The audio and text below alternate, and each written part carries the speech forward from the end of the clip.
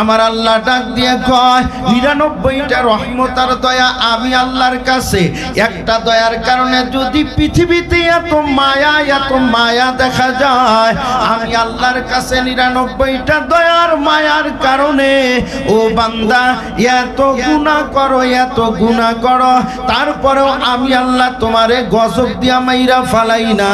ও বন্ধু একটু গজবের কথা একটু স্মরণ করি।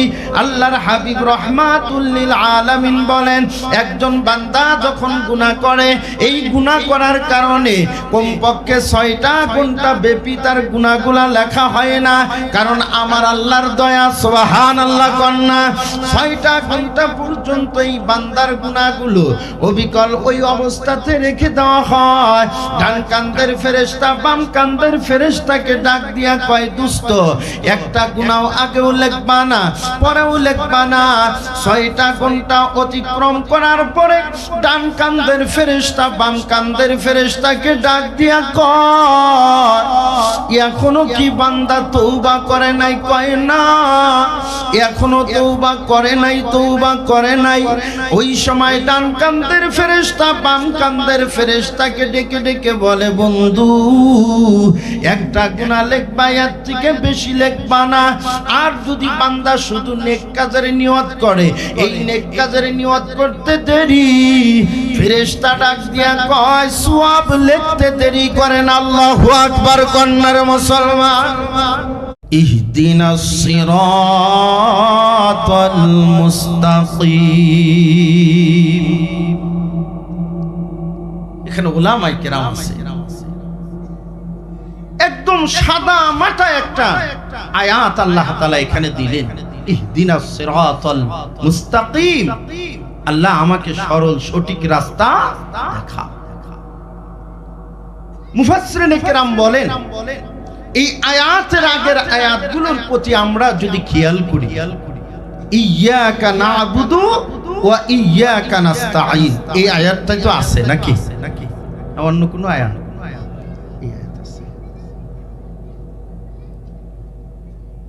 মুফাসসিরিনে কেরাম বলেন ইয়্যাকা না'বুদু ওয়া ইয়্যাকা নাস্তাঈন এই আয়াতের পরে বান্দা যেই দোয়া করবে আল্লাহ তাআলা সেই দোয়াই কবুল করবেন। কারণ কি? কারণ বান্দা শুরু থেকে সূরা ফাতিহা শুরু থেকে এ পর্যন্ত শুধু আল্লাহ তাআলার গুণগানই গাইছে। আলহামদুলিল্লাহি রাব্বিল আলামিন আর রহমানির রহিম মালিকি ইয়াউমিদ্দিন। আলহামদুলিল্লাহি রাব্বিল আলামিন যাবতীয় প্রশংসা একমাত্র আল্লাহ তোমার জন্য। আমার আল্লাহ ডাক দিয়ে কয় ও বান্দা শুধু আমি আল্লাহর প্রশংসা করেই তুমি ক্ষান্ত হইলাও, ওই আল্লাহর কিছু গুণ বয়ান করো। ওই মুহূর্তে বান্দা বললেন আর রহমানির রহিম, যিনি অতীব দয়ালু অতীব মেহেরবান। ওই সময় আমার আল্লাহ ডাক দিয়ে কয় ও বান্দা আমি আল্লাহর প্রশংসা গাওয়ার পরে গুণও তুমি বয়ান করলা, এই গুণ বয়ান করার পরে বলো না আমি আল্লাহ তাআলার ক্ষমতা নিয়ে একটু কথা বলো। ওই সময় বান্দা বলে মালিক ইয়াউমিদ্দিন, বিচার দিবসের মালিক ওই আল্লাহর প্রশংসা আমি করলাম। ওই মুহূর্তে আমার আল্লাহ ডাক দিয়ে কয় বান্দা এখন তুমি কি বলতে চাও খোলাসা করে বলো। কয় ইয়্যাকা না'বুদু ওয়া ইয়্যাকা নাস্তাঈন, আল্লাহ একমাত্র তোমারই ইবাদত করব, তোমার কাছে সাহায্য চাব। ওই মুহূর্তে আমার আল্লাহ ডাক দিয়ে কয় বান্দা ইবাদত করার স্বীকৃতি দিলা তুমি, সাহায্য চাইবা আমি আল্লাহর কাছে, এই কথাও তুমি নামাজের মধ্যে দাঁড়িয়ে স্বীকৃতি দিলা। এখন বান্দা বলো আমি আল্লাহর কাছে কি দোয়া করতে তুমি চাও, তোমার কি প্রয়োজন আমার কাছে তুমি চাও। ওই মুহূর্তে মুফাসসিরিনে কেরাম বলে বান্দা ওই সময় যা চাবে আমার আল্লাহ তাই দান করবে। ওই সময় যদি বান্দা তার আসবাবপত্র চায় আমার আল্লাহ তাই দিবে, রিজিক চাইলে তাই দিবে, ক্ষমতা চাইলেও তাও দিবে। কিন্তু বান্দা এই মুহূর্তে কি দোয়া করবে এই কথাটা আমার আল্লাহ তাআলা দিয়ে দিলেন ইহদিনাস সিরাতাল মুস্তাকিম। আমার আল্লাহ ডাক দিয়ে কয় বান্দা তোমার ছোট্ট একটা মাথা, তোমার জ্ঞান বুদ্ধি কম, কারণ তোমাকে বানাইছি আমি আল্লাহ তাআলা। তোমার চাওয়াটা হবে ছোট, এই জন্য তুমি এমন একটা জিনিস চাও যেই জিনিস পাইলে তুমি সবই পাইবা, তোমার দুনিয়াও পাইবা আখিরাতও পাইবা। আমার আল্লাহ শিখিয়ে দিলেন ইহদিনাস সিরাতাল মুস্তাকিম, আল্লাহ আমাকে সরল সঠিক রাস্তাটা দেখিয়ে দাও, কারণ সরল সঠিক রাস্তা পাওয়ার অর্থই হইল সমস্ত কিছু আমার আল্লাহ তাকে দিয়ে দিলেন। ও মুসলমান বন্ধু, আপনার রিজিকের প্রয়োজন এই হিদায়াতের রাস্তার মধ্যে পাওয়া যাবে। আপনার দুনিয়া প্রয়োজন এখানে আপনি পেয়ে যাবেন। আপনার জান্নাতের প্রয়োজন ইহদিনাস সিরাতাল মুস্তাকিমের মধ্যে আমার আল্লাহ তাই দিয়ে দিলেন। মুফাসসিরিনে কেরাম বলেন, এ বান্দার বান্দি, তুমি যখন ইহদিনাস সিরাতাল মুস্তাকিম পায়া যাইবা, তুমি কি মনে করছো এই ইহদিনাস সিরাতাল মুস্তাকিমটা ছোট একটা জিনিস? না না না, 30 পারা কোরআনের মধ্যে যত জ্ঞানের ভান্ডার আমার আল্লাহ তাআলা দিয়ে দিয়েছেন, এই একটা আয়াতে কারিমার ভিতরে আমার আল্লাহ 30 পারা কোরআন ঢুকাইছে। একটু জোরে কন্না সুবহানাল্লাহ। কই হুজুর কেমনে কেমনে? ও বন্ধু, আপনি কোরআন শরীফের 2 নাম্বার সূরা, এই 2 নাম্বার সূরার মধ্যে বাজান আপনার 2 নাম্বার আয়াতে কারিমার মধ্যে আমার আল্লাহ কয় হুদাল্লিল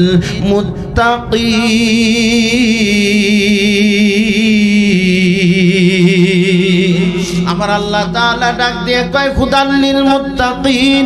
এখানেও আল্লাহ তাআলা হেদায়েতের কথা বললেন বন্ধুরে। এই জন্য বাজান যে পুরা কোরআনটাই হলো আপনার মুত্তাকিনদের জন্য হেদায়েতের রাস্তা। এই জন্য আমার আল্লাহ তাআলা সূরা ফাতিহার মধ্যে হেদায়েতের রাস্তার সন্ধানের কথা বলে দিলেন। এ বন্ধু, এই হেদায়েতটা কিন্তু বাবা কোরআন বাদ দিয়া কোনো তন্ত্র আর মন্ত্রের মধ্যে আপনি পাবেন না। কোনো পীরের দরবারে যে বাজান পীরের কথার মধ্যে আপনি হেদায়েত পাবেন না। হ্যাঁ বাজান, ওই পীরের মুখের মধ্যে আপনি হেদায়েতের রাস্তা পাবেন যে পীর কোরআন দ্বারা আপনাকে বুঝায়, হাদিস দ্বারা বুঝায়। ও বন্ধু, বেদাত মার্কা কথার দ্বারা আপনাকে বুঝায় না। আমার আল্লাহ কোরআনুল হাকিমের মধ্যে বলে হেদায়েত যদি পেতে চাও কোরআনের কাছে সারেন্ডার করো। আর যদি কোরআন বাদ দিয়ে শুধু তুমি দুনিয়ার তন্ত্র আর মন্ত্রের পিছনে দৌড়াও, মনে রাখবা ওখানে তোমার জন্য হেদায়েত নাই। হেদায়েত একমাত্র আছে বাজান কোরআনের মধ্যে। যেই পীরের দরবারে আপনি কোরআন পাবেন ওখানে আপনি যাবেন, যেই পীরের দরবারে নবীজির আদর্শ পাবেন, সুন্নাত পাবেন, ওখানে যাবেন, তাহলে আপনি হেদায়েতের রাস্তা পাবেন। যেই পীরের দরবারের মধ্যে বাজান কোরআন নাই, কোরআন নাই, হাদিস নাই, শুধু নিজের বাপ দাদার কিসসা কাহিনী, এমনকি নিজের কিসসা কাহিনীর দ্বারা ভরপুর, ওই সমস্ত পীরের দরবারে গেলে মনে রাখবেন বাজান কোশ্চিন কালেও আপনি হেদায়েতের রাস্তা আপনি চিনবেন না রে বাবা। আমি সাদি কিন্তু বাজান আমি পীরের বিরুদ্ধে কথা বলতেছি না এ বাজান, কারণ পাক ভারত উপমহাদেশে আপনার ইসলাম নিয়ে আসছে পীরেরা। কথা বলেন না কেন? পীরেরা ইসলাম নিয়ে আসছে বাজান। ও বাজান, পীর কাকে বলা হয়? পীর বলা হয় একজন শিক্ষককে পীর বলা হয়। ও বাজান, একজন পীরের কোনো ক্ষমতা নাই কাউকে জান্নাতে নেওয়া, কাউকে জাহান্নামে ঢুকানো। একটা পীরেরও কোনো ক্ষমতা নাই। পীর তো বাজান শুধু আপনাকে রাস্তা দেখিয়ে দিবেন, এটা কোরআনের রাস্তা, এটা হাদিসের রাস্তা, এটা আহলুস সুন্নাত ওয়াল জামাতের রাস্তা, এতটুকু আপনাকে বলে দিবে। কিন্তু বাজান কোনো পীরের ক্ষমতা নাই কাউরে হাত ধরে জান্নাতে নিয়ে যাবে। একমাত্র কেবলমাত্র আখিরে জামানার পয়গম্বর রাহমাতুল লিল আলামিনের পাওয়ার, উনি করবেন শাফাআত। তাছাড়া একজন মানুষ শাফাআত করতে পারবেন না যতক্ষণ উনি জান্নাতের অর্ডার না পাবেন। জান্নাতের অর্ডার পাওয়ার পরে জান্নাতীরা আপনার শাফাআত করার অনুমতি পাবে। কিন্তু বাজান একমাত্র জাহান্নামের আপনার হাসরের ময়দানে দাঁড়ানোর সাথে সাথে আমার আপনার নবীটাই শুধু একমাত্র আপনাকে সুপারিশ করার অধিকার পাবে। তাছাড়া কোনো নবী আর রাসূল, অন্য কোনো নবী আর রাসূল আপনার শাফাআত করার অনুমতি পাবে না। কিন্তু বাজান বর্তমানে একদল পীর নামক দাজ্জাল বের হয়েছে সমাজের ভিতরে, যাদের ভিতরে কোরআন কোরআন নাই, নবীর আদর্শ নাই, সুন্নত নাই রে বাবা, বেদাত আর শিরকের মধ্যে লিপ্ত, ওই রকম মানুষগুলাও আপনাকে জান্নাতের সার্টিফিকেট দেয়। কথা বলেন ঠিক না বেঠি? ওরা আসলে পীর নয় বাবা, ওরা হলো জামানার দাজ্জাল, জামানার দাজ্জাল। ওরা নাম ব্যবহার করে শাহজালাল ইয়ামুনি রহমাতুল্লাহ আলাইহি, ওরা ব্যবহার করে শাহপুরান রহমাতুল্লাহ আলাইহির নাম, ওরা মুখ দিয়ে বলে আব্দুল কাদের জিলানী রহমাতুল্লাহ আলাইহির নাম, কিন্তু বাজান রে আমার, ওদের মুখ দিয়া শুধু নামটাই বের হয়, কিন্তু তাদের আদর্শ নিজের মধ্যে পাওয়া যায় না। এ বাজান, পীর তো একমাত্র শিক্ষক, আপনাকে শুধু রাস্তা দেখিয়ে দিবে, জান্নাতের রাস্তা কোনটা, জাহান্নামের রাস্তা কোনটা, সুন্নতের উপরে আপনাকে চালাবে রে বাজান। উনি কিন্তু বাজান আপনাকে আমাকে হাতে ধইরা জান্নাতে নিতে পারবে না, হাতে ধইরা সাথে করে জান্নাতে নিতে পারবে একমাত্র রহমাতুল লিল আলামিন। সূরা কন্যা আল্লাহু আকবার। এ বন্ধু, একটু গভীর মনোযোগ লাগাই।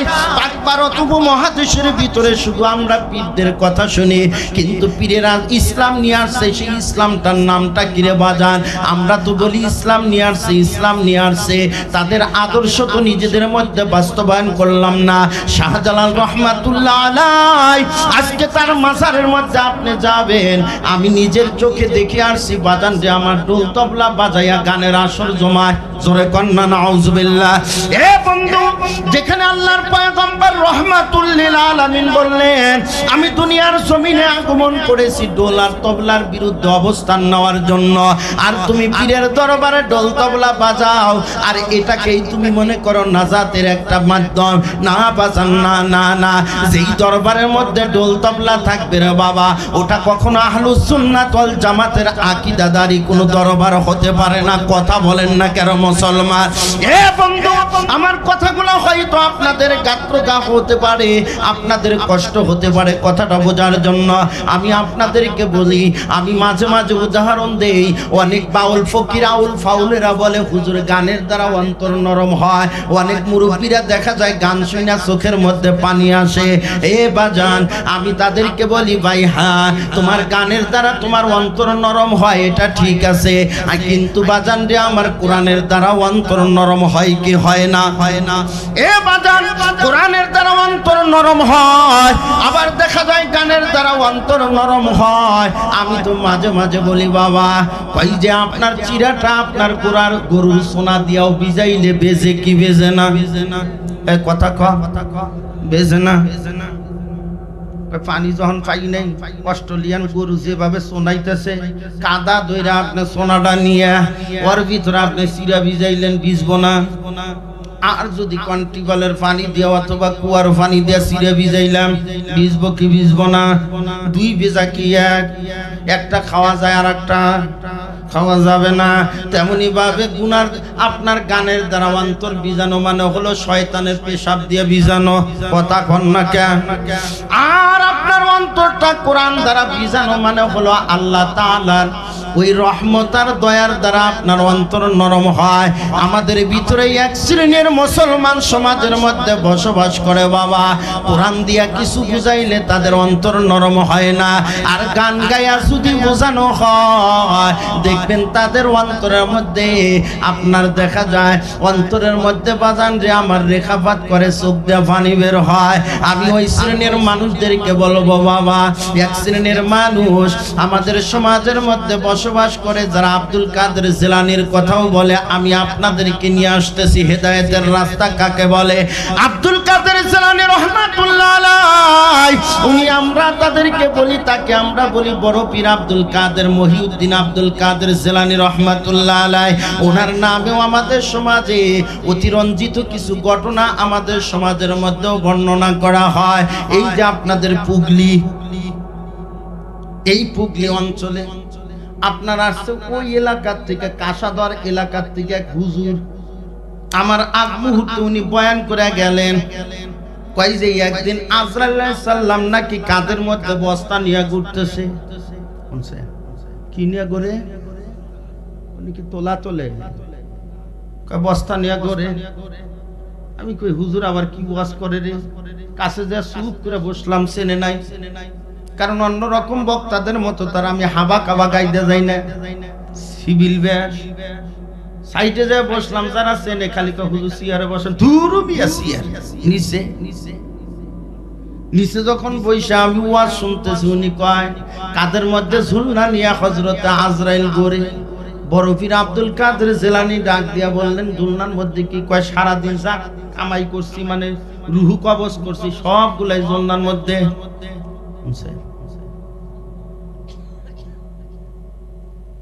বস্তার মধ্যে রুহু নিয়ে গড়ে। আচ্ছা ন্যূনতম যার জ্ঞান আছে এই ওয়াজটা কি করতে পারে? কন্ত দেখি দেখি কি কয়। আব্দুল কাদের জিলানী রাহমাতুল্লাহ আলাইহি তাকে ডাক দিয়ে বলতেছে, কয় এই রুহুগুলা কোন জায়গা থেকে কবজ করছো? কয় বাগদাদ থেকে। কয় যেটি বাগদাদ থেকে তুমি রুহু কবজ করছো সবগুলার জান্নাত দেওয়া লাগবে। কয় এই অধিকার তো আমার নাই। কয় যদি না কও তাহলে আমি মুডি খুইলে সবগুলা ছেড়ে দেব। কয় আচ্ছা ঠিক আছে। যা কইছে আব্দুল কাদের জিলানীর কথা শুই না, কয় সবাই আল্লাহ মাফ করে জান্নাত দিছে। আল্লাহ নাকি ওই সময় কইছে, আব্দুল কাদের তুমি যদি এই কথা না বইলা বলতা পুরো বিশ্বের রুহগুলারে মাফ করে দাও, তাহলে তোমার দয়া আর মায়ার কারণে আমি আল্লাহ সবাইরে মাফ করে দিতাম।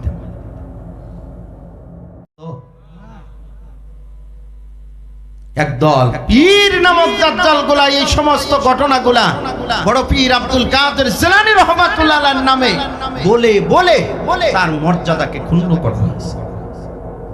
আপনাদের সমাজে এমনও ঘটনা আছে, সেই ঘটনার মধ্যে একটা ঘটনা হলো এরকম। যুবক ভাই, দাদু ভাই একটু বসো, সোনা ভাই, রূপা ভাই একটু বসো। এমনও ঘটনা আছে, কয় বুড়িমা তুমি কান্দো কেন? কয় 12 বছর আগে বরযাত্রী নিয়ে নদীর মধ্যে আমার বেটা সবগুলা নিয়ে মরে গেছে, তলিয়ে গেছে। আব্দুল কাদের জিলানী রাহমাতুল্লাহ আলাইহি নাকি 12 বছর পরে সেই নৌকা হুদ্দা উড়াইছে। আচ্ছা কোন এই ঘটনা আপনারা শুনছেন না? ডাহা মিথ্যা কথা। এটা বিশ্বাস করলে আপনার ঈমানই থাকবে না। আপনি ধর্মের নাম দিয়ে, পীরের নাম দিয়া এরকম গাঁজা খড়ি গল্পর দ্বারা ইসলামের কিছু যায় আসে না। ইসলাম চলবে তার নিজস্ব গতিতে, কোরআন দিয়া। কথা বলেন না কেন মুসলমান? কোরআন হলো আসল। এই কোরআন ওই আপনাকে হেদায়েতের রাস্তা দেখাবে। কোন পীর আপনাকে নিজের গতির দ্বারা আপনার হেদায়েতের রাস্তা দেখাইতে পারবে না। কারণ আমার আল্লাহ নিজে বলে, ইন্নাকা লা তাহদি মান আহবাবতা। ও নবী, আপনি যাকেই মহব্বত করবেন, ভালোবাসবেন, তাকে আপনি হেদায়েত দিতে পারবেন। হেদায়েত কার হাতে? একটু জোরে কর। কষ্ট হবে আপনাদের। ও আমার ভাইরা, ও আমার বাবাজিরা, তাহলে আমি আর আপনি হেদায়েত খুঁজবো হলো কোরআনের কাছে। যেও কোরআন, আমি তোমার কাছে সারেন্ডার করলাম। ও কোরআন, আমি তো একজন আত্মভোলা মানুষ, দুনিয়াদার মানুষ। আমার জন্য কি পাথিও তুমি ব্যবহার করবা, কি সাজেশন পত্র আমাকে দিবা? কারণ আমি একজন রোগী মানুষ, আমি জাহান্নামের আসামি, আমি জান্নাতের মেহমান হতে চাই। আমার জন্য কি কর্তব্য, কি করণীয় আর কি বর্জনীয়, কোরআন আপনাকে হাতে ধরার মতো সুন্দর করে চোখে আঙ্গুল দিয়ে বুঝাবে। এ মুসলমান দোস্ত, কারণ কোরআন তো কোনো মানুষের বানোয়াটি কোনো কিতাব নয়। এই কিতাবকে যদি আমি বলি, ও কিতাব তুমি কার কাছে থেকে এসেছো, তোমার বাড়ি কোথায়, আমার আল্লাহ তাআলা কোরআনের সুন্দর কথাগুলা কোরআনকেই বলে শেখানো হয়েছে যে আমি কার কাছ থেকে এসেছি। কোরআন এমন একটা জায়গা থেকে এসেছে, কেউ অবতীর্ণ করেছে, সেই কথাটুকু আমার আল্লাহ কোরআনে সূরা তাহার মধ্যে বর্ণনা করে।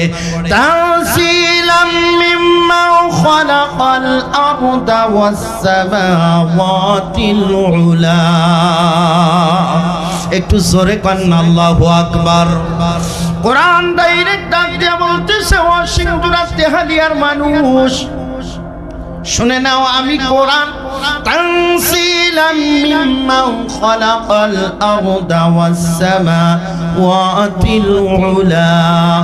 আমি কোরআন এমন মহান প্রভুর নিকট থেকে অবতীর্ণ হয়েছি, মান খালাকাস সামাওয়াতি ওয়াল আরদা ওয়াস সামাওয়া, ওই যিনি জমিনটাকে বানাইছে, সৃষ্টি করেছে, যিনি আসমানটাকে বানাইছে, ওয়াস সামাওয়াতিল উলা, ওই আসমানকে সুউচ্চ করেছে, সুদৃঢ় করেছে, ওই মালিকের তরফ থেকে আমি কোরআন এসেছি। কোরআনকে যদি বলি আর একটু বলো না আমার আল্লাহ তাআলা শান আর মানটা কেমন একটু বলো, ওই কোরআন সুন্দর করে আমাকে জবাব দিয়ে দেয়, এমন মহান প্রভুর নিকট থেকে আমি কোরআন অবতীর্ণ হয়েছি। আর রহমানু আলাল আরশিস্তাওয়া। আল্লাহু আকবার। আমার আল্লাহ বলেন কোরআন সুন্দর করে তোমার কথার জবাবটা দিবে। ও মুসলমান দোস্ত, কোরআন তাহলে কারো বানোয়াটি কোনো কথা নয়। কোরআন আসছে মহান প্রভু আমার আল্লাহর নিকট থেকে। কোরআন বলে যিনি আসমান বানাইলেন, জমিন বানাইলেন, যার আরশটা এত বড়, যিনি পুরো আসমান আর জমিনকে পরিব্যাপ্ত করে রেখেছে, এমন একটা আরশের মালিক, ওই আল্লাহর নিকট থেকে আমি তোমাদের নিকটে অবতীর্ণ হয়েছি।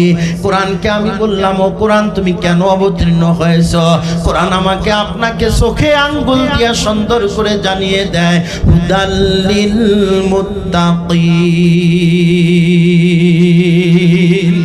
কোরআন বলেন আমি কোরআন অবতীর্ণ হয়েছি একমাত্র কারণ, কেবলমাত্র একটা কারণে আমি কোরআন অবতীর্ণ হয়েছি, হুদাল্লিল মুত্তাকিন, মুত্তাকিনদের হেদায়েত দেওয়ার জন্য। এই মুত্তাকি কারা হবে সে কথাটাও আমার আল্লাহ কোরআনুল হাকিমের মধ্যে সূরা বাকারার ভিতরে সুন্দর করে জানিয়ে দেয়, ইয়া আইয়ুহাল্লাযীনা আমানু কুতিবা আলাইকুমুস সিয়াম।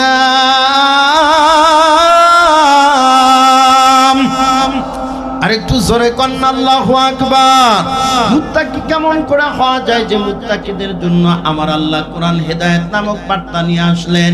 আমার আল্লাহ কয় আগে তোমাকে মুত্তাকি হওয়া লাগবে। ইয়া আইয়ুহাল্লাযীনা আমানু কুতিবা আলাইকুমুস সিয়াম কামা কুতিবা আলাল্লাযীনা মিন ক্বাবলিকুম লাআল্লাকুম তাত্তাকুন। তোমাদের উপরে রমজান মাসের রোজা ফরজ করেছি একমাত্র কেবলমাত্র কারণ লাআল্লাকুম তাত্তাকুন, যাতে করে তোমরা মুত্তাকি হয়ে যাইতে পারো। ও মুসলমান দোস্ত, আমার আল্লাহ তাআলা জান্নাত দেওয়ার জন্য, হেদায়েতের রাস্তা দেখানোর জন্য, একটা কায়দা কৌশল করে আপনাকে মুত্তাকি বানানোর জন্য রমজান মাস দিলেন। রমজান মাস দেওয়ার আরেকটা কারণ আছে, একটু যদি খোলাসা করে বলি মুরব্বীদের ভালো লাগবে না, কিন্তু যুবকরা ভালো করে বুঝবা। হঠাৎ করে রাত্রি 12টা-1টার সময় তোমার মোবাইলের মধ্যে একটা মিস কল আসছে অপরিচিত নাম্বার থেকে। এই মিস কল দেখে তোমার মনের মধ্যে একটা কল্পনার জল্পনা, হায় হায় এটা অপরিচিত একটা নাম্বার, দেখি না এই নাম্বারটা কার। হঠাৎ করে রাত্রি 12টা-1টার সময় তুমি অপরিচিত নাম্বারের ভিতরে ডাইরেক্ট কলটা ব্যাক করে দিলা। ব্যাক করার সাথে সাথে দেখলো অপর প্রান্ত থেকে মিষ্টি কণ্ঠে একটা সালামের আওয়াজ ভেসে আসলো। এত সুন্দর কণ্ঠ, তুমি কেমন যেন বেকার হয়ে গেলা, মনের ভিতরে ঝড় তুফান শুরু হয়ে গেল। এত সুন্দর মিষ্টি কণ্ঠের মেয়ে তো জীবনে আমি দেখি নাই, এত সুন্দর কণ্ঠ কেমন করে হয় রে? এই কণ্ঠ শোনার সাথে সাথে মনের ভিতরে একটা জল্পনার কল্পনা শুরু হয়ে যায়। আমার আল্লাহ তাআলা ডাক দিয়ে কয়, বান্দা আমি আল্লাহ তাআলা তোমার কানের মধ্যে একটা মিস কল মারছি, সেই মিস কলটার নাম হলো লা ইলাহা ইল্লাল্লাহ। আল্লাহু আকবার কন্না। এইটা আমার আল্লাহ তাআলা মিস কল দিয়ে দিলেন, লা ইলাহা ইল্লাল্লাহ। বান্দার কলিজার মধ্যেও জল্পনার কল্পনা, জল্পনার কল্পনা। হায় হায় হায় হায়, আমি কেমনে কথা বলবো? কই রাত্রি 12টা-1টার সময়ের কথা বলা আনন্দ পাওয়া গেল না, কারণ ওদিক দিয়েও ঘুম, আমার চোখের মধ্যেও ঘুম। এই জন্য দিনের বেলায় আপনার সকাল বেলায় আবডালে গোপনে পুকুর ধারে বসে বসে, নারকেল গাছের গোড়ার মধ্যে বসে বসে, বাজারের মধ্যে যে গোপনে কথা বলা শুরু করে দেয়। কারণ কি, কথার বলার মাধ্যম দিয়ে আস্তে আস্তে অন্তরটা তার দিকে ঝুঁকে পড়ে, আস্তে আস্তে অন্তরটা তার দিকে ঝুঁকে পড়ে। ভাই এখন কথা 10 মিনিটের জায়গায় আধা ঘন্টা বললেও আর মনের মধ্যে আপনার অতৃপ্তি লাগে না, পুরা তৃপ্ত হয় না, মনে হয় ঘন্টার পর ঘন্টা কথা বলি, ঘন্টার পর ঘন্টা কথা বলি। ও মুসলমান, আমার আল্লাহ ডাক দিয়ে কয় মিস কল দেওয়ার পরে তুমি যখন ব্যাক করলা, মিস কল দেওয়ার পরে যখন তুমি ব্যাক করলা, তোমারও কথা বলতে মনে চায়, আমি আল্লাহর কথা শুনতে মনে চায়। আমার আল্লাহ ডাক দিয়ে কয় বান্দা মিস কল দেওয়ার পরে তুমি সুন্দর করে ব্যাকটা করলা, ব্যাক দেওয়ার পরেও তোমার কণ্ঠটা আমার কাছেও ভালো লাগলো, আমার শুধু মনে চায় বান্দার সাথে একটু নিরিবিলিতে কথা বলি। কখন বলা যায়?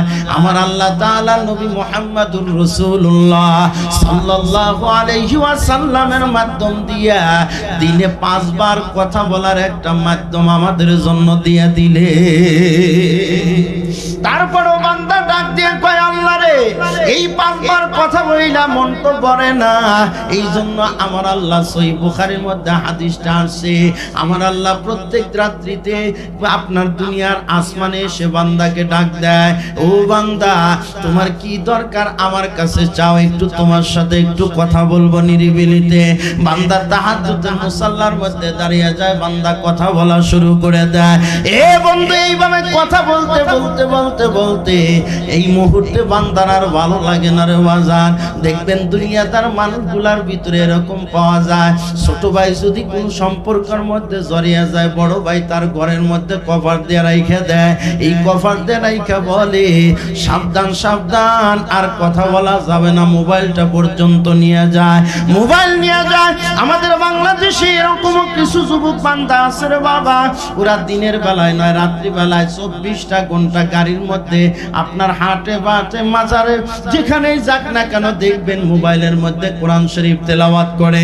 সময় পাইলে 5 ওয়াক্ত নামাজ পড়ার পরেও দেখা যায় মসজিদের বারান্দার মধ্যে বসে বসে কোরআন শরীফ তেলাওয়াত করে। আছে না নাই? অনেক বান্দা এরকম আছে, বান্দি আছে কোরআন শরীফ তেলাওয়াত করে তার মনটা ভরে না, যখনই সময় পায় কোরআন শরীফ তেলাওয়াত করে। একটা বেলা কোরআন শরীফ তেলাওয়াত না করলে অন্তরটা ছটফট ছটফট করা শুরু করে দেয়, কখন কোরআন শরীফ তেলাওয়াত করবে। ও মুসলমান দুস্থ, সন্তানটাও দেখা যায় বড় ভাই ঘরের মধ্যে তালা মাইরা মোবাইলটা হাত থেকে নেওয়ার পরে ওই ছেলেটাও কান্দে, ছটফট করা শুরু করে দেয়। ও আমার বন্ধুরে, ওই মুহূর্তে দেখা যায় যে কোনো কায়দায় উনি নাওয়া খাওয়া বন্ধ করে দেয়। নাওয়া খাওয়া বন্ধ করে দেওয়ার একমাত্র কারণ যে কোনো কায়দায় তার প্রেমিকার সাথে একটু দেখা করা লাগবে। আমার আল্লাহ তাআলা ডাক দিয়ে কয় বান্দা, আমি আল্লাহ তোমার সাথে একটু না খায়া থাকতে, তোমাকে একটু না খায়া থাকার দরকার আছে।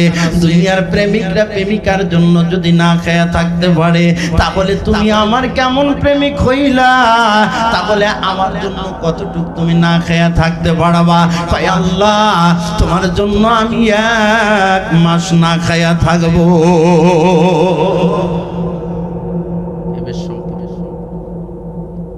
আমার আল্লাহ ডাক দিয়ে কয়, এ দুনিয়ার বান্দার বান্দি, এইভাবে দেখা যায় না খেয়া থাকার পরে যখন ঘরের থেকে বের করে নিয়ে আসে, চেহারাটা ভাঙ্গে গেছে।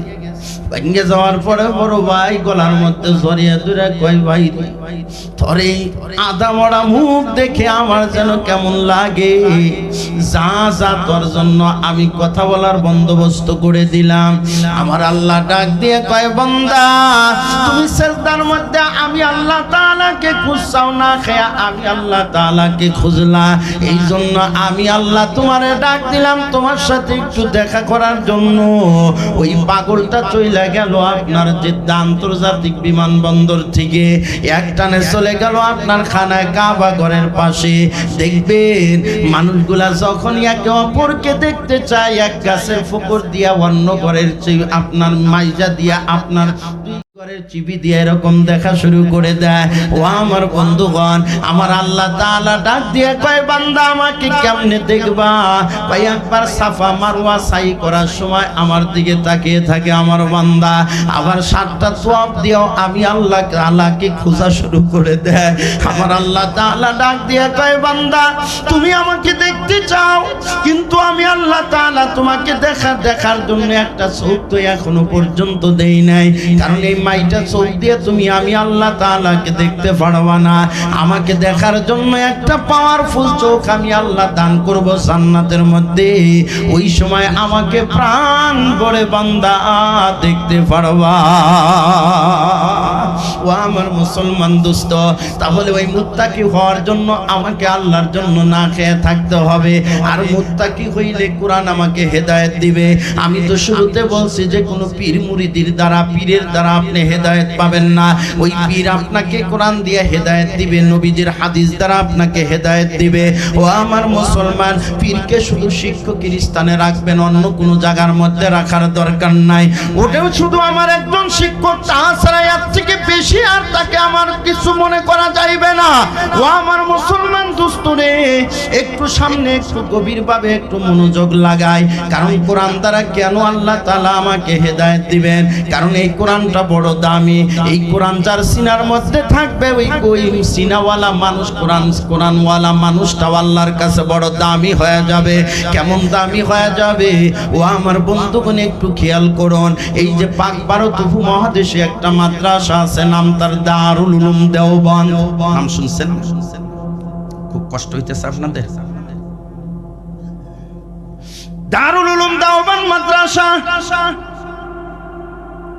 এই মাদ্রাসার প্রাক্তন প্রিন্সিপাল যিনি গোড়াপত্তন করেন, প্রতিষ্ঠাতা প্রিন্সিপাল, নাম তার কাসেম নানুতুবি রহমাতুল্লাহ আলাইহি। এই কাসেম নানুতুবি রহমাতুল্লাহ আলাইহি যখন আপনার মাদ্রাসা প্রতিষ্ঠা করলেন, এই মাদ্রাসা প্রতিষ্ঠা করার পর থেকে বাজার ছাত্রদের মুখে যে খাবারটা দিবেন, এরকম অর্থ সামগ্রী আল্লাহর কাছে, আল্লাহর বান্দার কাছে নাই। আল্লাহর বান্দা বড় পেরেশানের মধ্যে থাকে। একটা ছাত্র যদি না খেয়ে থাকে, হাসরের ময়দানে কোন মুখ নিয়ে আমি মালিকের দরবারে দাঁড়াবো? আমাকে যদি আমার আল্লাহ জিজ্ঞাসা করে, ও কাসেম, আমার কোরআন শেখার জন্য, নবীজির সুন্নত শেখার জন্য ছাত্ররা তোমার কাছে এসেছে, এক বেলা খাবার তুমি দিতে পারো নাই, তাহলে আমি কি মুখ নিয়ে মালিকের দরবারে জবাবটা দিব? এই জন্য উনি পেরেশানের মধ্যে সব সময় থাকে।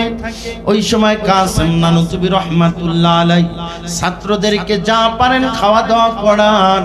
রাত্রিতে যখন ছাত্ররা লেখাপড়া শেষ করে ঘুমাইতে যান, আল্লাহর ওলি চোখের মধ্যে ঘুম নাই, আল্লাহর ওলির চোখের মধ্যে ঘুম নাই। কেমন করে ছাত্রদের মুখে খাবার তুলে দিবেন? এই পেরেশানির মধ্যে পড়ি আল্লাহর ওলির চোখের মধ্যে ঘুম নাই। আল্লাহর ওলি একটা গেঞ্জি গাই দিয়া, কান্দের মধ্যে একটা গামছা নিয়া, এই রাত্রিবেলায় গুড়গুড়ে অন্ধকারের মধ্যে উনি চলে গেলেন রেল স্টেশনের মধ্যে। রেল স্টেশনের মধ্যে যাওয়ার একমাত্র উদ্দেশ্য বাজান, ওই রেলের থেকে যেই, ট্রেনের থেকে যেই মানুষগুলো নামবে, এই মানুষগুলার কাছে তো একটা লাগেজ থাকবে, ব্যাগেজ থাকবে। এই ব্যাগগুলা বহন করে যদি আমি তার গন্তব্যে পৌঁছিয়ে দিতে পারি, অর্থাৎ কুলির কাজটা যদি করে দিতে পারি, তুই একটা টাকা তো দিবে। এই টাকা দিয়ে আমার তলবে ইলমের মুখের মধ্যে আমি খাবার তুলে দিব। এ বন্ধু কাসেম নানুতুবি রহমাতুল্লাহ আলাইহি প্রতিদিন একই ডিউটি পালন করতেন, ছাত্রদেরকে ঘুম পাড়াইয়া উনি রেল স্টেশনের প্ল্যাটফর্মের মধ্যে চলে যাইতেন। একদিন রাত চলে যায়, কিন্তু এখনো পর্যন্ত একটা ট্রেন আসে না। হঠাৎ করে একটা ট্রেন রাত্রি একদম শেষ প্রহরে চলে আসলো। আল্লাহর ওলি 4 রাকাত তাহাজ্জুদের নামাজ পড়ে মোনাজাত দিয়ে বসা। ওই মুহূর্তে ট্রেনটা যখন এসে স্টেশনে নামলো, এই গভীর রজনীতে ট্রেন থেকে মানুষ নামতেছে, কিন্তু বাজান কারো হাতে কোনো ব্যাগ নাই, একদম খালি হাতে চলে যাচ্ছে। ওই সময় আল্লাহর দরবারে আল্লাহর ওলি আবার মোনাজাত দেয়, ওগো মালিক, আজকে যদি টাকা কামাই করে না নিয়ে যেতে পারি, সকালবেলায় ছাত্রদের মুখে খাবার তুলে দিতে পারবো না। আল্লাহ আমার জন্য একটা ব্যবস্থা করে দাও। হঠাৎ করে দেখা গেল ট্রেনের ভিতর থেকে বাজান রে আমার, এই বিশাল বড় একটা গাড়ি 5-7 জন মানুষ ধাক্কে ধাক্কে নিচে নামাইতেছে।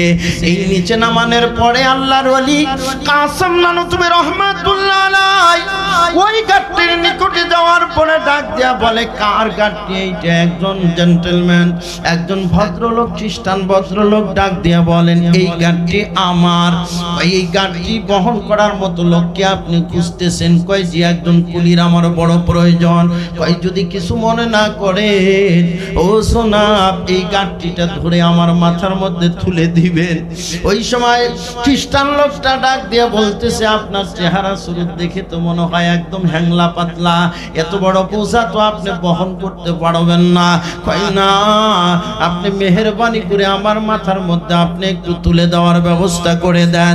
কাসেম নানতুবি রহমাতুল্লাহ আলাইহির মাথার মধ্যে 3-4 জন দইরা ওই গাড়ি যখন মাথার মধ্যে তুলে দিল, কাসেম নানতুবি মালিকের দরবারে দোয়া করে, আল্লাহ মেহেরবানি করে একটু শক্তি আমার ভিতরে দিয়ে দাও। আল্লাহ, গাড়ি বহন করার মতো শক্তি আমি কাসেম নানতুবির মধ্যে নাই। আমি তো এমন দুর্বল, আমি নিজেই তো পথ চলতে পারি না, কিন্তু কোরআন শিখনেওয়ালা বান্দার জন্য আমি রিজিকের তালাশে বের হয়েছি। আল্লাহ, খাবারের খোঁজে আমি বের হয়েছি। মেহেরবানি করে এই গাড়ি গন্তব্যে পৌঁছে দেওয়ার ব্যবস্থা আল্লাহ তুমি করে দাও।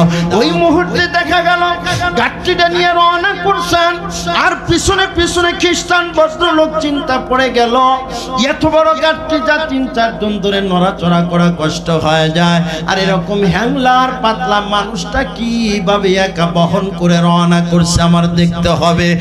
মাথার থেকে পা পর্যন্ত ভালো করে খেয়াল করে দেখলেন, আল্লাহর বান্দার মাথার মধ্যে গাড়ি নাই, অর্ধ হাত উঁচুই বসমান। একটু জোরে কন্যা সুবহানাল্লাহ। গাড়িটা মাথার উপরে অর্ধ হাত উপরে বসমান। কাসেম নানতুবি রহমাতুল্লাহ আলাইহির সামনে যে খ্রিস্টান ভদ্রলোক ডাক দিয়া বলতেছে, ভাইজান আপনার নাম কি? কয় আমার নাম আবুল কাসেম। কয় কোন কাসেম? কয় মানুষ যাকে কাসেম বলে ডাকে সে আমি আবুল কাসেম। কয় আপনি তো আসলে মানুষ না, আমার মনে হয় আপনি জিন জাতি হতে পারেন অথবা ফেরেশতা হতে পারেন। কয় কেমন করে আপনি বুঝলেন? কয় আপনার মাথার মধ্যে তো বোঝা নাই, অর্ধ হাত উপরে বসমান। কয় বাজানদার দেখছেন, আর কারো কাছে বলার দরকার নাই, গন্তব্যে পৌঁছিয়ে দেওয়ার পরে টাকাগুলা নিয়ে খাবার ক্রয় করে আপনার মাদ্রাসার মধ্যে চলে গেল বাজান। তাহলে কোরআন যার সিনার মধ্যে আছে, হেফাজত করবেন কে? এ বন্ধু, অনেক মুমিনকে সরাসরি হিট করা হয়, দুর্বল মনে করা হয়, কিন্তু বাজান একজন আলেমকে দুর্বল মনে করবেন না, কারণ আলেমের সিনার মধ্যে কোরআন আছে। কিন্তু বর্তমান জামানাতে এক শ্রেণীর মানুষ বের হয়েছে, হুজুর দেখলে শরীরের মধ্যে চুলকানি বাড়ে। কথা কন না কা মুসলমান, রাগ করতেছেন আপনারা? এ বন্ধু, এমনও কিছু কুলাঙ্গার সমাজের মধ্যে বসবাস করে, সুদখোরদেরকে সম্মান দেয়, ঘুষখোরদেরকে সম্মান দেয়, কিন্তু একজন আলেমকে তারা সম্মান দেয় না। কথা বলেন ঠিক না বেঠে? মনে রাখতে হবে মুসলমান, হুজুরদের নয় আলেমদেরকে সম্মান দিয়েছেন স্বয়ং আমার আল্লাহ। তোমার মতো ওই চটকদারি কিছু খবিশ ফাসিকের প্রশংসা আমার দরকার নাই, কারণ আলেমের প্রশংসা করেছেন সরাসরি আমার আল্লাহ।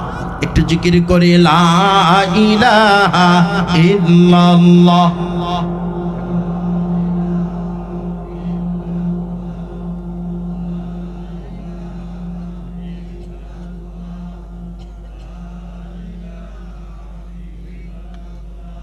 লা ইলাহা ইল্লাল্লাহু মুহাম্মাদুর রাসূলুল্লাহ সাল্লাল্লাহু আলাইহি ওয়াসাল্লাম।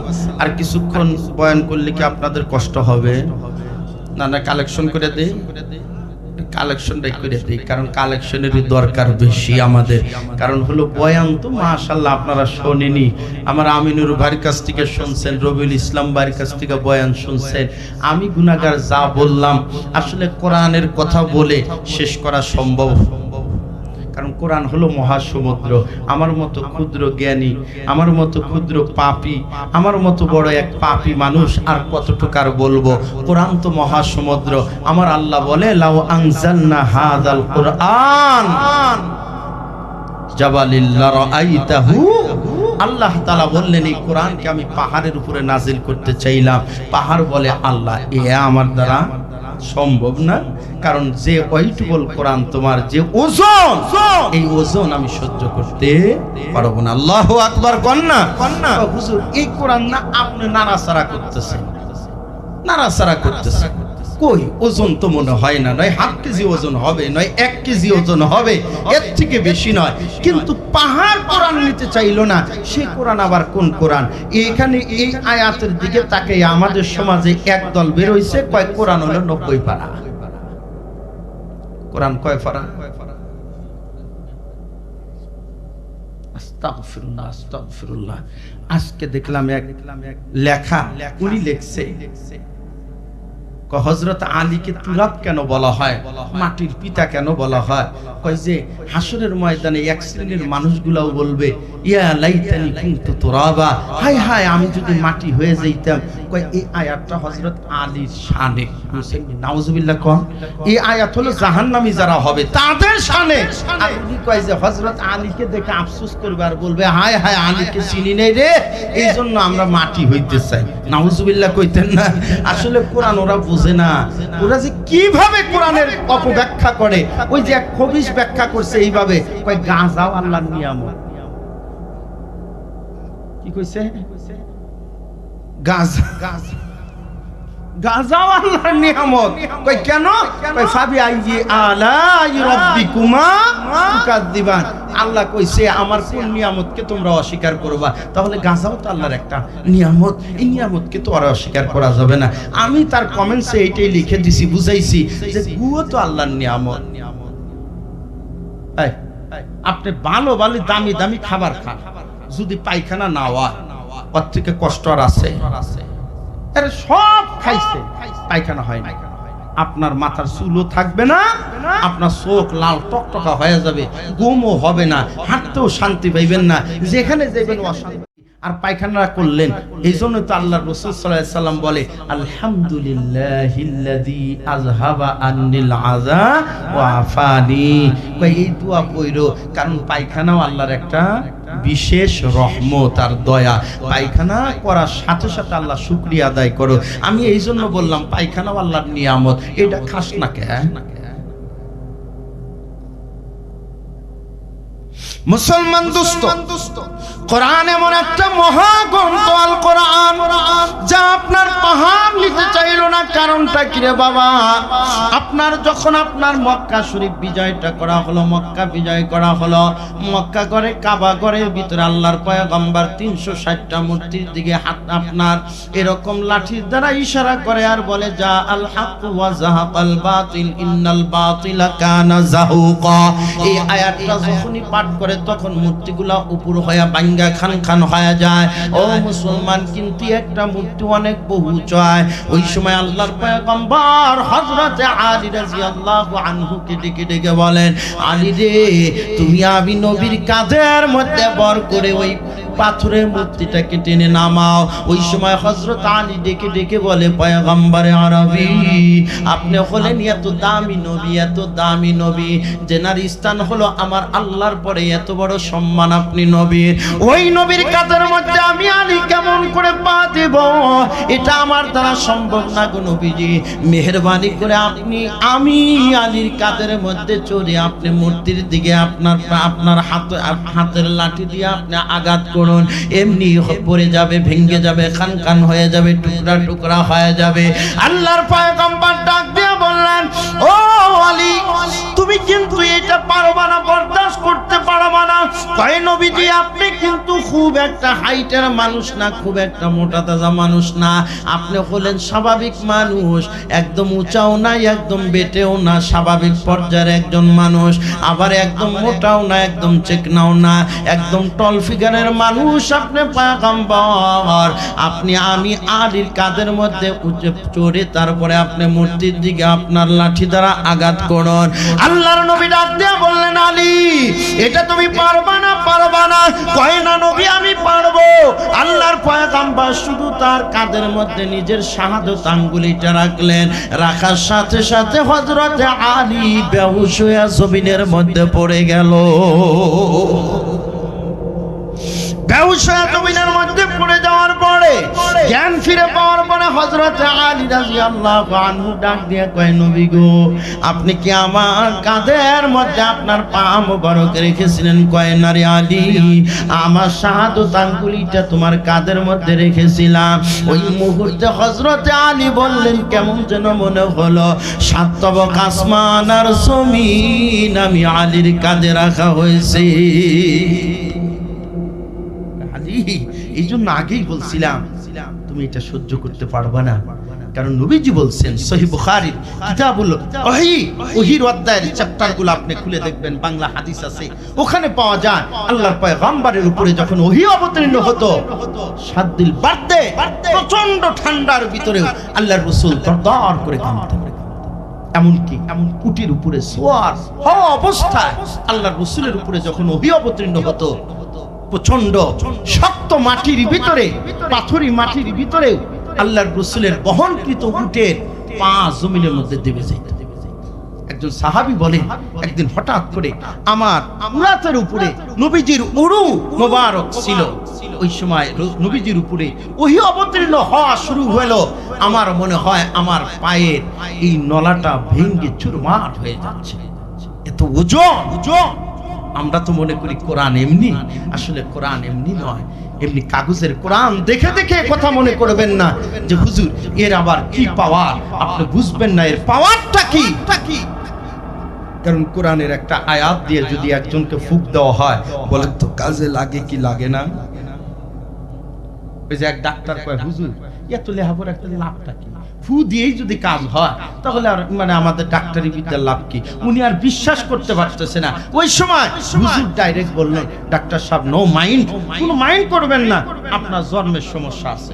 খালি এতটুকু কথা বলছে, বলার সাথে সাথে ডাক্তার সুন্দর মানুষের চেহারা লাল টকটকে হয়ে গেছে। বললে যে ডাক্তার সাহেব আপনি কি রাগ করছেন? আপনার এত বড় স্পর্ধা হুজুর, আমার জন্ম নিয়ে আপনি কথা বলেন। সাধারণত একটা কথার এত বড় ওজন যদি হয় তাহলে অনেক লম্বা হয়ে যাবে, আমি আলোচনাটাকে সংক্ষিপ্ত করে দিচ্ছি। আসুন আমরা কোরআনের দ্বারস্থ হয়ে যাই, নিজের জীবনকে কোরআন দ্বারা সাজাই, এই কোরআনকে আমি সাথী বানাই। এই কোরআন আমাকে অন্ধকার থেকে বাঁচাবে, আলোর পথে নিয়ে যাবে, জাহান্নাম থেকে বাঁচাবে, এমনকি জান্নাত পর্যন্ত পৌঁছিয়ে দিবে। জোরে বলি আল্লাহুম্মা আমিন।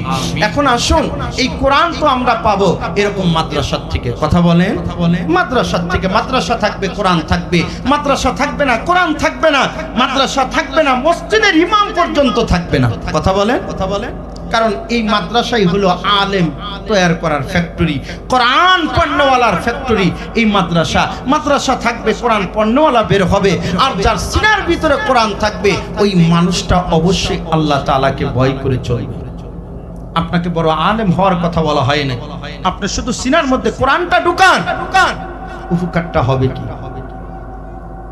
বাপ চুরি করে, কি করে? চুরি করে, সিং খুঁজে। বাবা বুড়ো হয়ে গেছে, সন্তানকে কাছে ডাক দে, বলতেছে গেদারে আমি তো মরে যাবো, কিন্তু এই বিদ্যা তো কাউরে শিখিয়ে গেলাম না। দেখছেন কি বিদ্যা, এটা শিখাবো বেটারে। এক নাম্বার কাজ করবি, হাতে একটা লাঠি নিবি। দুই নাম্বার কাজ, হাতে একটা খন্তা নিবি। তারপরে কি, একটা মাইটা পাক পাতিল থেকে একটা মাইটা পাতিল নিবি। তারপরে কি করা লাগবে আব্বা? একটা কাঁসা দিবি, কাঁসা দিয়ে সম্পূর্ণ শরীরের মধ্যে সরষের তেল মাইখা তারপরে শীতকুটান খোঁজার জন্য যাওয়া লাগবে। আব্বা একটু প্র্যাকটিক্যাল আমারে শিখাও, আমি তো আর শিখি নেই। তো দেখা যায় 2-3 রাত নিয়ে যাওয়ার পরে কয় যে গেদা আজকের থেকে তুইও পাকা আমিও পাকা, কিন্তু এখন কাজ করা লাগবে খুব সাবধানে, কারণ দুই ওস্তাদ এক জায়গায় থাকলে মারামারি বেশি লাগে। তো এখন বাপ বেটা যাব, কিন্তু সাবধান, আমি আগে খুঁজবো, তুই রাস্তার মধ্যে দাঁড়িয়ে থাকবি, খালি বলবি কেউ আসলে আব্বা আইলো, আমাকে সাউন্ড থাকবে একটাই, আব্বা আইলো, তখনই বুঝবো যে বেজাল আছে।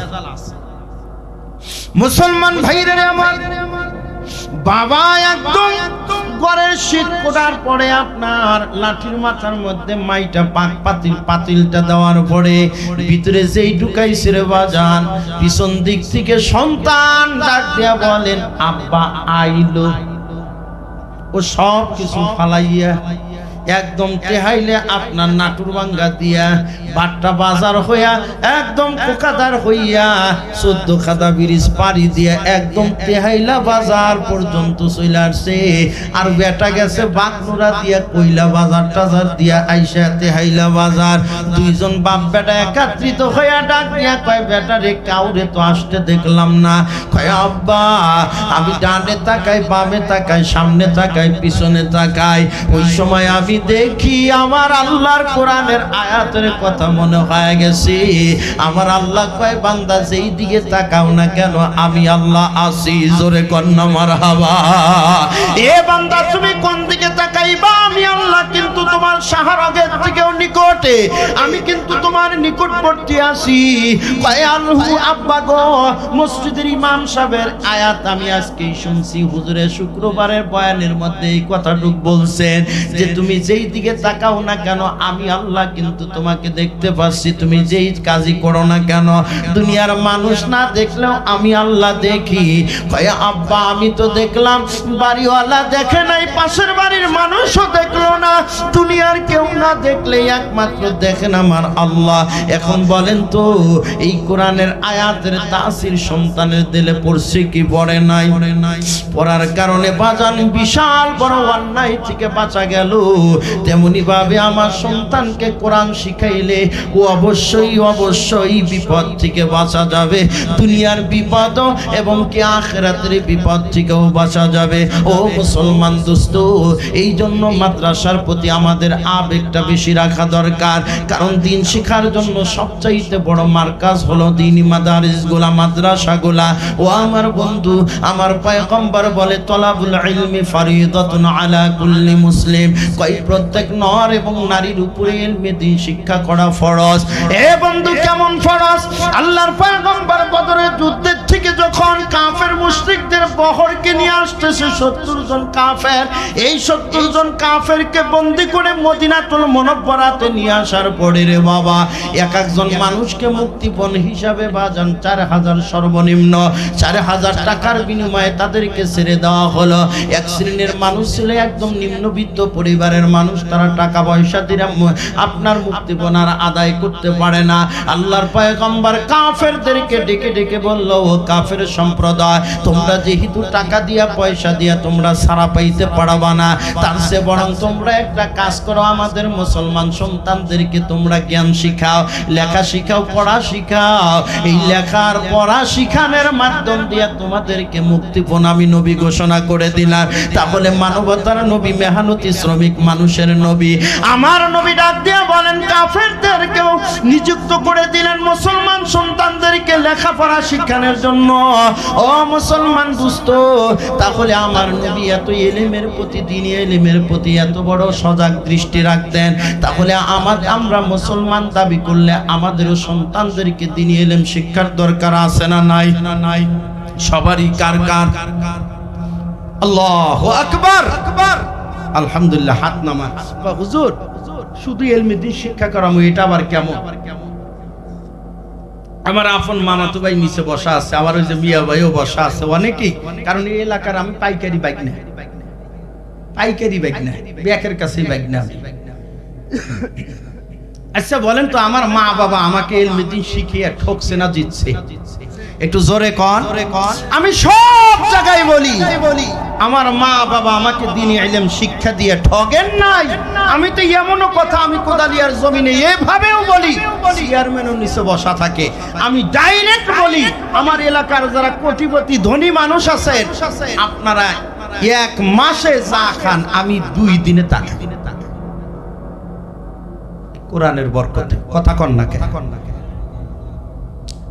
এটা কিসের বরকতে? কোরআনের বরকতে। এটা আমার আল্লাহ খাওয়াইতেছে। ও মুসলমান দোস্ত, এই যে গার ভিতরে যে জুব্বাটা গায়ে দেয় মুসলমান, প্রত্যেকটা উলামায়ে কেরামের গার মধ্যে দেখবেন দামি দামি জামা, বেতন কিন্তু পায় 8 থেকে 10,000 টাকা। আমি মনে করি ওই 10,000 টাকার মধ্যে আমার আল্লাহ এমন বরকত ঢেলে দেয়, আপনার মতো 50,000 টাকা কামাই নাও হুজুরের সাথে পারে না। কথা কন না কেন মুসলমান? একমাত্র কারণ হইল কোরআনের বরকত। আমার আল্লাহ নিজেই বলছেন কারীম। ও বান্দা, দুনিয়াতে আমি উত্তম রিজিক তোমাকে খাওয়াবো। উত্তম রিজিক কোনটা? ও আমার বন্ধুগণ, এলাকার একজন গরিব মানুষ দাওয়াত দেয়া খাওয়ানোর পরে গেটের সামনে বৈশা পাছার মধ্যে দুইটা জুতার বাড়ি দেয়া কয় আগামী সপ্তাহে আসবা তোমারে খাওয়ামো। এটা কি উত্তম রিজিক? অপমানের রিজিক না এটা? অপমানের রিজিক। কারণ আমাদের সমাজে এক শ্রেণীর অপমানের রিজিক খায়, কমজোর কেরা খায়, সুদারুরা খায়। কারণ একজন সুদখোররেও কোনো মানুষও তাকে সম্মান দিয়ে কথা বলে না। ও যখন চলে যায় কই এটাকে সুদখোর বলছিল, এরকম ঘৃণা করে। কিন্তু বাজান, ও মনে করে আমার বড় দাম। না বাবা, একজন সুদারুর কোনো দাম সমাজের মধ্যে নাই, কিন্তু আলেমের সম্মান এটা দুনিয়াতেও আমার আল্লাহ দিয়েছে, না আখিরাতেও জান্নাতেও আমার আল্লাহ সম্মান দিবে। আল্লাহু আকবার কন্যা। এ মুসলমান, আর 10টা মিনিট আমাকে একটু সময় দেন, একটা জিনিস বুঝিয়ে আমি আমার মিশনের মধ্যে আমি চলে যাব। রাগ করেন না বাবা, রাগ করেন না। কারণ হতে পারে এটা আমার জীবনের শেষ মাহফিল হয়ে যাইতে পারে, হতে পারে আপনারও শেষ মাহফিল হয়ে যাইতে পারে। বাবা, একটা মাদ্রাসার কত বড় দরকার একটু দৃষ্টান্ত দিয়ে দে। পৃথিবীতে একজন শহীদ শাসক ছিলেন, নাম তার কামাল আতাতুর্ক। নাম কি? কামাল আতাতুর্ক। এই কামাল আতাতুর্ক উনি এত বড় নাস্তিক টাইপের মানুষ ছিল, কোরআনের আওয়াজ উনি সহ্য করতে পারতেন না। কানের ভিতরে যখন আজানের শব্দ আসতো, কানের মধ্যে তুলা দিয়ে শিপি দিয়ে রাখতো, যাতে করে আজানের শব্দ কানের মধ্যে না আসে। কত বড় কুজাইরে নাস্তি, চিন্তা করছে। কানের ভিতরে আজানের শব্দ আসবে, এজন্য কানের মধ্যে তুলা ঢুকিয়ে রাখতো। উনি যখন সোভিয়েত ইউনিয়ন গঠন করলো, এই সোভিয়েত ইউনিয়ন গঠন করার পরে সবচাইতে বড় নির্যাতন নিপীড়ন সহ্য করতে হয়েছে বাজান যে আমার মুসলমান ধর্মের মানুষের। অন্য কোন ধর্মের মানুষের এত বড় নির্যাতন সহ্য করা লাগে না। কারণ দেখবে পৃথিবীতে কোথাও অন্যায় হইলে মুসলমানদের নাম নিশানা তারা খোঁজা শুরু করে দেয়, কারণ মুসলমানদের অস্তিত্ব তারা সহ্য করতে পারে না রে বাবা। কামাল আতাতুর্ক উনি এরকম নাস্তিক টাইপের মানুষ। উনি যখন সমাজতন্ত্র এলাকার মধ্যে কায়েম করে দিল, তখন ওনারা বললে এত বড় বড় মাদ্রাসার প্রয়োজন নাই, মাদ্রাসা তোমরা ছোট করে নিয়ে আসো, এত বড় মাদ্রাসার দরকার নাই। মাদ্রাসার অর্ধেক জায়গার মধ্যে তারা মিল ফ্যাক্টরি বানাইলো, আর অর্ধেক জায়গার মধ্যে আপনার ছাত্রদেরকে লেখাপড়া করানো শেখানো হইতে লাগলো। কিন্তু বাজান এলাকার মানুষগুলো তো আর বুঝতে পারে নাই তাদের টার্গেটটা কেমন। মাদ্রাসা ছোট হইতে হইতে এক পর্যায়ে এমন একটা পর্যায়ে চলে গেল রে বাজান, বড় বড় মাদ্রাসাগুলো বন্ধ হয়ে গেল, ছোট মাদ্রাসাগুলো চালু আছে। একে একে দেখা গেল আপনার বড় মসজিদগুলো বন্ধ হয়ে যাচ্ছে, ছোট মসজিদগুলো চালু। 1 বছর 2 বছর যাওয়ার পরে দেখা গেল আপনার সমস্ত মসজিদগুলোও বন্ধ, মাদ্রাসাগুলোও বন্ধ। ওই সমস্ত মাদ্রাসাগুলোকে তারা মিল ফ্যাক্টরি বানানোর পরে আর মসজিদগুলোতে তারা মদের আসর জমাইয়া দিল। জোরে কন্যা নাউজুবিল্লাহ। আজকে আমাদের সমাজের মুসলমানদের ভিতরে দেখা যায় সকালবেলায় আমাদের সন্তানগুলোকে আমরা মক্তবে না পাঠাইয়া ওই মার সাথে আমরা পাঠিয়ে দিই নাগরপুরে কোচিংয়ে। আছে তো, সব এলাকার মধ্যেই দেখা যায়। আমি ওই সমস্ত মুসলমান বাবাদেরকে বলবো, বাবা আপনার সন্তান মুসলমান যেহেতু আগে কোরআনটা শিখান, তারপরে আপনার যা বানানোর প্রয়োজন আপনি বানান, ইঞ্জিনিয়ার বানান, ডাক্তার বানান, যা বানানোর প্রয়োজন আপনি বানায়েন, কিন্তু 30 পারা কোরআনটা সহি শুদ্ধভাবে আবেগ শিক্ষা দিয়ে নিয়ে। ওই যে মাদ্রাসাগুলো বন্ধ হয়ে গেল, যার কাছে একজন কোরআন পাবে তাকে সরাসরি মাঠের মধ্যে নিয়ে ব্রাশ ফায়ার করে হত্যা করা হবে। এরকম আইন যখন শুরু হয়ে গেল, মুসলমানদের ভিতরে কান্নার রোল পড়ে গেল। কেউ আর কোরআন স্পর্শ করতে পারে না, ধরতেও পারে না। এই সিংজুরার বাবা আমার মামার দলের মানুষগুলা একটু ভালো করে শুইনা যান। এ আমার যুবক ভাই, এমন একটা দিনও আমাদের সমাজে আসতে পারে না বাবা। আজকে আমাদের হাতের মধ্যে কোরআন আছে, কয়েক বছর পরে হতে পারে কোরআনটা আমাদের হাত থেকে ছিনিয়েও নিয়ে যেতে পারে। এই সময় কিন্তু বাজান অনেক মুরব্বী বাবা বলতে পারেন না এটা হতে পারে না, কয় না না না, কারণ আমরা ব্রিটিশদের কবল থেকে এখনো বাঁচতে পারি নাই। 200 বছর গোলামিয়াতের জিনজিরে আবদ্ধ ছিলাম, বর্তমানেও আমরা ব্রিটিশদের নীতি প্রণয়নে অনুযায়ী আমাদের জীবন চালাই। আপনি পুলিশ বাহিনীর দিকে তাকান, ওই ব্রিটিশদের আইন অনুযায়ী চলে। আপনার আর্মি বাহিনীর দিকে তাকান, ওখানে ব্রিটিশদের আইন অনুযায়ী আমাদের পার্লামেন্ট চলে, ব্রিটিশদের আইন অনুযায়ী আমাদের শিক্ষানীতিও চলে। কথা কন না কেন মুসলমান? এটা বললে একদল লোক বলবে হুজুর রাজনীতি কেন করেন? এ বাবা, এটা রাজনীতি বলা হয় নাই, হক কথা বলা হয়েছে, হক কথা বলা হয়েছে। কারণ 92% মুসলমানের রাষ্ট্রের ভিতরে তুমি ইহুদি আর খ্রিস্টানদের ধর্মনীতি তুমি চালাইবা, শিক্ষানীতি চালাইবা, আর আমি কোরআনওয়ালা চুপ করে আঙ্গুল চুষবো, এটা হতে পারে না। কথা কন না কেন মুসলমান? কারণ এটা মুসলমানদের রাষ্ট্রের ভিতরে, এটা আমরা হতে দিব না। কামাল আতাতুর্কের মতো আমরা নাস্তিক মুরতাদদের হাতে এই শিক্ষা নীতি আমরা দিতে চাই না। কামাল আতাতুর্ক যখন এই শিক্ষানীতি প্রণয়ন করলো যে মুসলমানদের কোরআন যেখানে পাওয়া যাবে, যার কাছে পাওয়া যাবে, তাকে ব্রাশ ফায়ার করে হত্যা করা হবে মুসলমান, এই কথাটা বলতে দেরি মুসলমানদের সন্তানগুলা থরথর করে কাঁপা দেরি করে দিল না। ওই যে মা বোনদের চোখের মধ্যে পানি, সন্তান তো এলমে দ্বীনের নূর থেকে তারা বঞ্চিত হয়ে যাবে।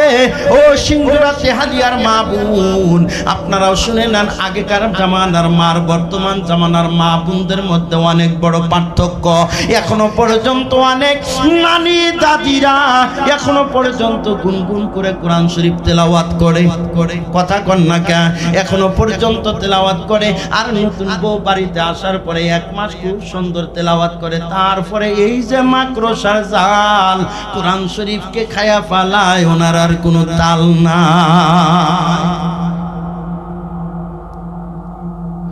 কিন্তু কামাল আতাতুর্কের রাষ্ট্রের মা বোন, মুসলমান মা বোনরা চোখের পানি জড়াইয়া মালিকের দরবারে কান্নারত অবস্থায় থাকে। 20 বছর চলে যাচ্ছে রে মুসলমান, এইভাবে যাইতে যাইতে যাইতে যাইতে রে বাজান, ইমাম বুখারী রাহমাতুল্লাহ আলাইহির মাজারকে মাটির সাথে মিশিয়ে দেওয়া হলো, ইমাম তিরমিজির মাজারকে মাটির সাথে মিশিয়ে দেওয়া হলো।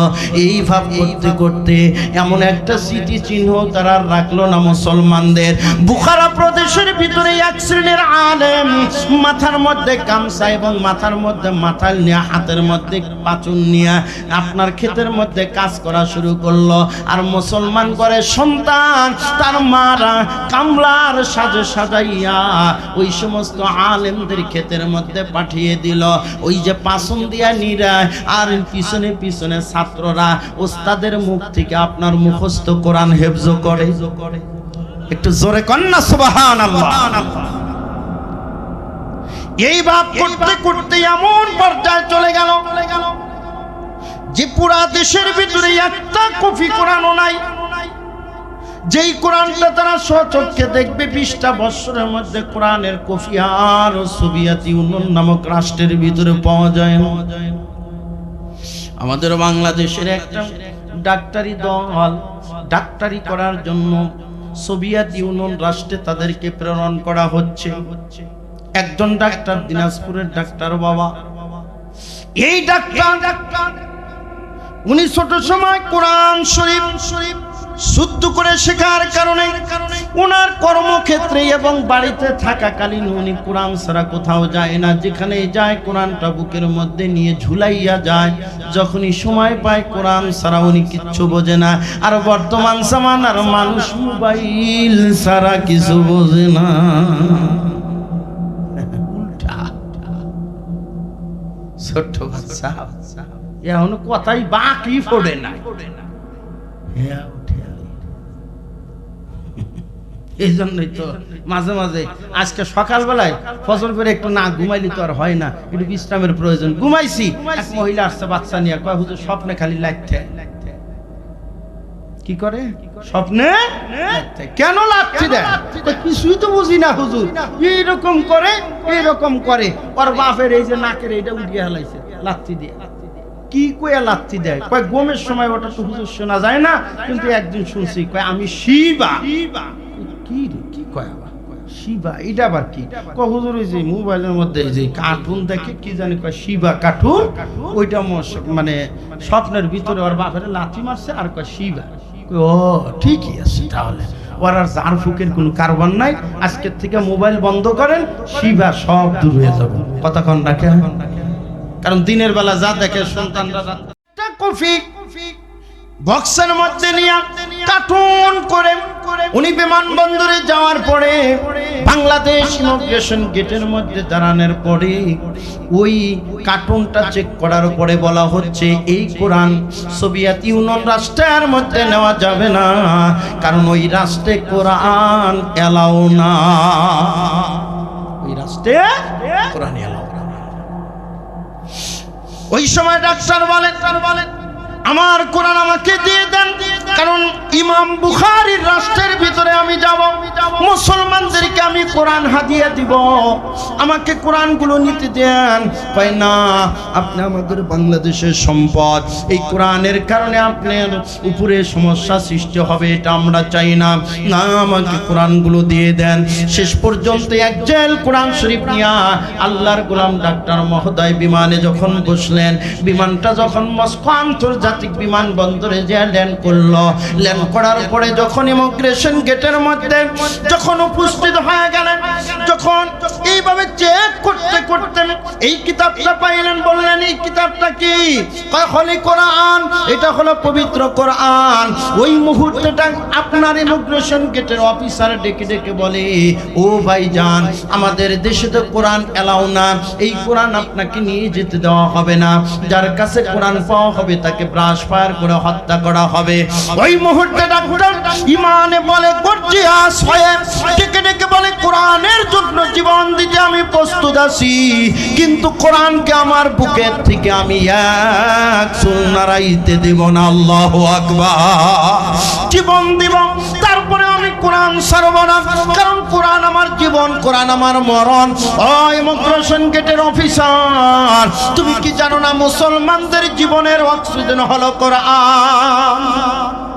জীবনের অক্সিজেন হলো কোরআন, জীবন মানে হলো কোরআন, মরণ মানে হলো কোরআন। আর তুমি আমাকে কোরআন নিয়ে বিদেশে আমাকে ঢুকতে দিবা না, না না না, এটা হতে পারে না। কই ডাক্তার মহোদয়, আপনার জীবন নাশ হতে পারে, জীবনের উপরে হুমকি আসতে পারে। ওই মুহূর্তে ডাক্তার মহোদয় চিৎকার দিয়া বললেন, ও অফিসার ভাই, এই কোরআনের জন্য আমি মারা গেলে আমি শাহাদতের মর্যাদা পাবো, যেই শাহাদতের মর্যাদার কারণে বিনা হিসাবে আমার আল্লাহ তাআলা জান্নাত দিবে। আর স্বাভাবিক মওত হলে আপনার 120,000 বছর পরে আমাকে জান্নাতে যাওয়া লাগবে। আমি 120,000 বছর পরে আমি জান্নাতে যেতে চাই না, আমি কোরআনের জন্য জীবন দিয়ে বিনা হিসাবে আমি জান্নাতে যেতে চাই। সুবহানাল্লাহ কন্যা। ডাক্তার বললেন, আমাকে যদি যেতে দিতে হয় তাহলে কোরআন সহই আমাকে রাষ্ট্রের মধ্যে ঢুকতে দেওয়া লাগবে, কারণ আপনাদের সেবা শুশ্রূষা করার জন্য আমরা বাংলাদেশের জমিন থেকে এসেছি। শেষ পর্যন্ত বাধ্য হয়ে একজেল কোরআন এই শর্তে তার সাথে দেওয়া হলো, আপনি গোপনে বুকের সাথে বেঁধে রাখবেন, যখন রাত্রি দ্বিপ্রহর হয়ে যায়, গোপন হয়ে যায়, নিস্তব্ধ হয়ে যায় পুরো পৃথিবী, ওই মুহূর্তে আপনি খুলে তিলাওয়াত করতে পারবেন, এর থেকে বেশি অনুমতি নাই। ভাই ঠিক আছে, কোনো অসুবিধা নাই, আগে অনুমতিটা তো পাইলাম। উনি যখন ভিতরে প্রবেশ করলেন রাষ্ট্রের ভিতরে, যেই রাষ্ট্রের কথা ইতিহাসের পাতায় উনি পড়েছে, ইমাম বুখারী, ইমাম মুসলিম, ইমাম তিরমিজি, ইমাম আবু দাউদের কাহিনী হাদিসের পৃষ্ঠায় উনি পড়েছেন, শুনেছেন, নামগুলা শুনেছেন, কিন্তু তেনাদের রাষ্ট্রে যাওয়ার পরে দেখলেন মসজিদের মধ্যে ঘোড়া বান্দা, গরু বান্দা, এমনকি পায়খানা নর্দমার স্তূপ, এগুলা দেখে উনি সহ্য করতে পারলেন না। নিজ হাত দিয়া মসজিদটা পরিষ্কার করে আজান যখন দেওয়া শুরু হয়ে গেল, মুসলিম পল্লীর ভিতরে কান্নার রোল পড়ে গেল। আহারে, কতদিন মুসলমানদের আজান শোনা যায় না, আহারে এই বেলালি আজান কোথা থেকে আওয়াজটা আসলো? এত সুন্দর কণ্ঠের আজান আজকে 20 বছর যাবত আমরা শুনি না। আহারে, বিদ্যা বাল বনিতার দল, মুসলমান মহিলারা পর্যন্ত রাস্তার মধ্যে নেমে গেল। ওই সময় দেখলেন ডাক্তার মহোদয় আজান দিলেন, আজান দেওয়ার পরে নামাজ শেষ করলেন, নামাজ শেষ করার পরে বুকের ভিতর থেকে কোরআনটা বের করে যখনই তেলাওয়াত শুরু হয়ে গেল, দেখা গেল পুরা মসজিদটাকে মহিলা পুরুষ দ্বারা কেমন যেন ঘেরাও করা হয়েছে। সবাই ওই জানালার ফাঁক দিয়ে তাকাইয়া তাকাইয়া দেখে হঠাৎ করে একজন ছেলে বারবার চোখের পানি মুছে ডাক্তার ডাক দেয়া বলে, বেটা তুমি কেন কাঁদো? কয় আজ 20 বছর যাবত আপনার হাতে এরকম কোরআন আমরা দেখতে পাই না। আজকে 20 বছর পরে আপনার হাতে কোরআন দেখে আমরা নিজেকে কন্ট্রোলে রাখতে পারলাম না। এ মুসলমান দোস্ত, ডাক্তার মহোদয় বললেন আসো তুমি ভিতরে আসো, প্রাণ ভরে কোরআনটা দেখো। কোরআনটা কাছে যাওয়ার পরে বালকটা ডাক দিয়ে কয়, ও ডাক্তার মহোদয় আপনার হাতের কোরআনটা একটু আমার কাছে দিবেননি? কয় কি করবা? কয় একটু দেন। দিতে দেরি কোরআনটা নিয়ে বুকের মধ্যে জড়ায়, মুখের মধ্যে চুমা খায়, কপালের মধ্যে ঠেকায়, মাথার মধ্যে রাখে। ওই যে জানালার পাশ দিয়া মানুষগুলা দাঁড়ানো, তারা ডাক দিয়া বলে, বেটা কোরআনটা একটু নিয়ে একটু স্পর্শ করি। আজকে 20টা বছর যাবৎ কোরআন দেখি নাই, 20টা বছর যাবৎ কোরআনের মধ্যে হাত বুলাইতে পারি নাই। এইভাবে কোরআনটা নিয়ে একবার বুকে জড়ায়, একবার মুখের মধ্যে দড়ায়। ও মুসলমান, ইমাম বুখারীর মতো মানুষের রাষ্ট্রে যদি কোরআনের এই অবস্থা হতে পারে, তাহলে আজকে যদি আমরা এই ফোরকানিয়া মাদ্রাসা যদি তদারকি না করি, এমনও দিন আসতে পারে বাজান মাদ্রাসাও বন্ধ হয়ে যাইতে পারে। কথা কন না কে মুসলমান? হইতে পারে কি পারে না?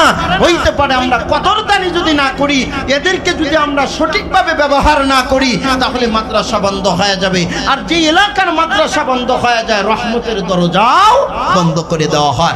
সম্মানিত উপস্থিতি, তাহলে আমরা মাদ্রাসার পক্ষে থাকবো তো ইনশাআল্লাহ? সবাই থাকবো। আল্লাহ তাআলা তৌফিক এনায়েত করুন। জোরে বলি আমিন।